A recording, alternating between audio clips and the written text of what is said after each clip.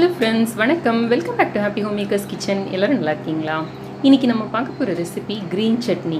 யூஸ்வலாக நம்ம கடைகளுக்கு போனோம்னா சமோசா, கச்சோரி, சாட் ஐட்டம்ஸ் எல்லாத்துலேயும் ஒரு க்ரீன் சட்னி கொடுப்பாங்க இல்லையா?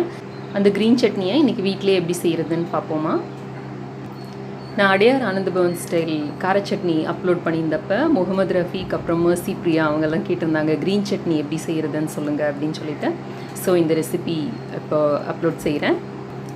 நான் இப்போ சொல்லியிருக்கிற வெர்ஷனில் வெறும் புதினா மட்டும்தான் ஆட் பண்ணியிருக்கேன். உங்களுக்கு விருப்பமான நீங்கள் பாதி புதினா பாதி கொத்தமல்லி கூட ஆட் பண்ணி இந்த ரெசிபியை செய்யலாம், அதுவும் நல்லாயிருக்கும். அங்கே இப்போ இது எப்படி செய்கிறதுன்னு பார்ப்போம். இந்த சட்னிக்கு தேவையான பொருட்கள்லாம் என்னென்னு பார்ப்போமா? ஒரு சின்ன கட்டு புதினா நல்லா க்ளீன் பண்ணி வாஷ் பண்ணி ரெடியாக எடுத்து வச்சுக்கோங்க.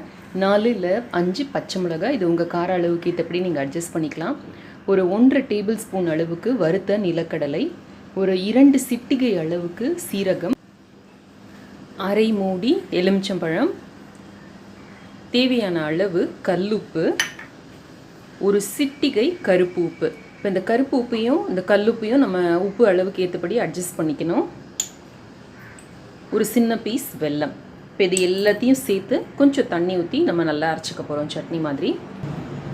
இந்த சட்னியை நீங்கள் இட்லி தோசைக்கும் சேர்த்து யூஸ் பண்ணுற மாதிரி இருந்தீங்கன்னா 2 பூண்டு பல் வேணுன்னா கூட போட்டு நீங்கள் அரைச்சிக்கலாம், நல்லாயிருக்கும். 2 பூண்டு பல், ஒரு சின்ன பீஸ் இஞ்சி, அதெல்லாம் நீங்கள் ஆட் பண்ணிக்கலாம். சாட் ஐட்டம்ஸ்க்குன்னா இது மட்டும் போட்டு